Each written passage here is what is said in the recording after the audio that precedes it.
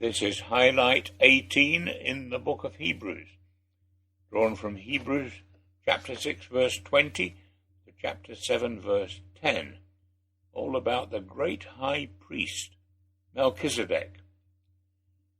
The argument our writer is pursuer is going to be that Jesus is the greatest high priest, superior to all others, and therefore the one who should set us all the greatest spiritual example.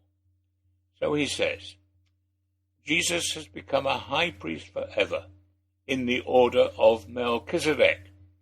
This Melchizedek was king of Salem and priest of God Most High. He met Abraham returning from the defeat of the kings and blessed him, and Abraham gave him 1/10 of everything. First, the name Melchizedek means king of righteousness. Then also, king of Salem means king of peace. Without father or mother, without genealogy, without beginning of days or end of life, resembling the Son of God, he remains a priest forever. Just think how great he was. Even the patriarch Abraham gave him 1/10 of the plunder. So the argument continues. Now the law required the descendants of Levi, who were the priests, to collect 1/10 from the people, that is, from their fellow Israelites, even though they also were descended from Abraham. This man Melchizedek, however, did not trace his descent from Levi, who was not yet born, yet he collected 1/10 from Abraham and blessed him who had the promises. And without doubt, the lesser is blessed by the greater. In the one case, the 1/10 is collected by people who die, but in the other case, by him who is declared to be living. One might even say that Levi, who collects the 1/10, paid the 1/10 through Abraham, because when Melchizedek met Abraham, Levi was still in the body of his ancestor. There have already been several references to this rather strange episode involving Melchizedek. The argument of our writer is that Jesus was, and is, the greatest high priest ever, surpassing all others. This is not obvious, because he was descended from Judah, and not from Levi and Aaron, as all high priests had to be. The connection he uses is in Psalm 110. Here there is a prophecy of a man with 3 roles. He is to be the Messiah. That is not obvious from the psalm, but is the way it was interpreted by both Jesus and the Pharisees. See Matthew chapter 22, verses 41 to 46. Then the psalm refers to your sceptre, verse 2. And a sceptre is the symbol of kingship. Finally, it says, you are a priest forever, verse 4. How can this be? King Saul got into major trouble with Samuel because he acted as a priest when Samuel was late for a ceremony. 1 Samuel chapter 13, verses 8 to 14. Only Solomon seems to have been allowed to offer sacrifices as a king. 1 Kings chapter 8, verses 64 to 66. The Messiah was to be both a king and a priest, because he was to be a priest in the order of Melchizedek. This refers to the unusual story of Genesis 14.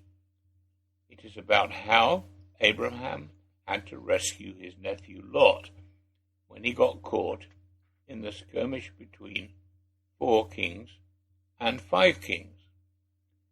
We might note that since Abraham can sort them out with only 318 men, king is a bit of an exaggeration.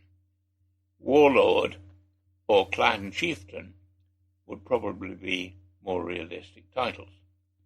On his way back, Abraham meets Melchizedek. Every other significant man in the book of Genesis gets a detailed genealogy. Melchizedek doesn't.